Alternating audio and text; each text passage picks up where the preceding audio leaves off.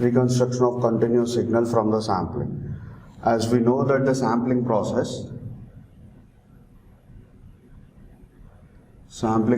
has it's a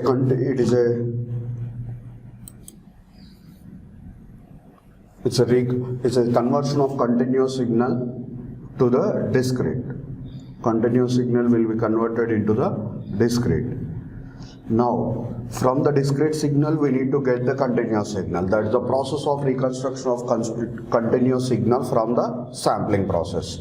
Here we know that the sampled signal xs of t will be get by simply multiplying the continuous signal with the train of impulses function.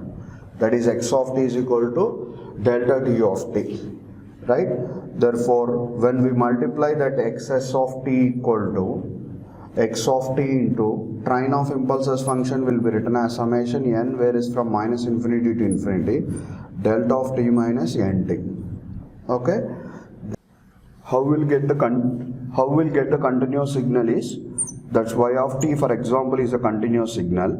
It's simply the convolution between the sample signal and the corresponding impulse response, where h of t is the impulse response of the filter,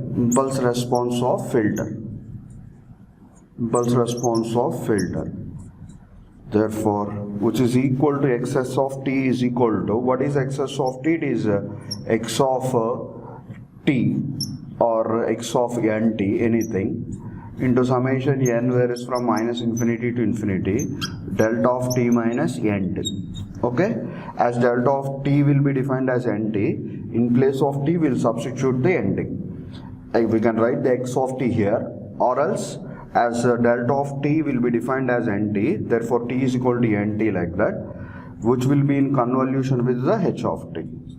Therefore x of nt is equal to, it's a convolution, no? That's why I write the convolution formula as minus infinity to infinity, that is h of t minus nt, okay, that's as it is, and h of tau,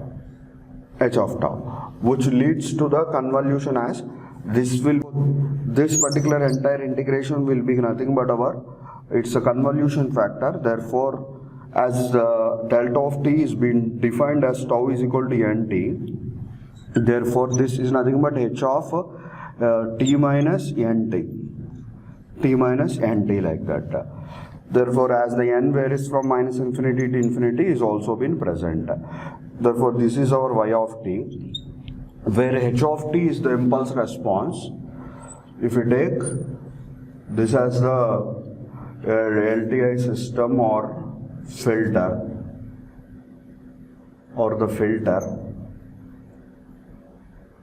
we have given the input as the sample signal, we'll get the output as the y of t with the impulse response as h of t minus nt. Okay? Generally h of f, whose inverse Fourier transform as h of t. Now we'll have a shifted version here. Therefore h of f will be multiplied with the exponentiality here. Okay? But generally the transfer function of the h of f will appears as, how it will be appears as 1, it is been 1 for a particular frequencies of minus fc to fc, like that, and 0. That's h of f will be defined as 1 for minus fc less than or equal to f less than or equal to fc, and it is equal to 0 otherwise. As it is a rectangular function, therefore h of t will be a sinc function. H of t will becomes a sinc of t into sinc of t, like that. Now it is been shifted version now, that's why h of t minus nt will be, it is the sinc of t minus nt, like that. Okay? In that fashion, therefore the sinc function has been given like this, that is generalized sinc function as sinc of fs into t. When it is been shifted by the nt unit, sinc of t minus nt into fs, then y of t is equal to summation from minus infinity to infinity x of nt sinc of fs into t minus nt. This was called as our y of t. Okay, for this represents a continuous signal,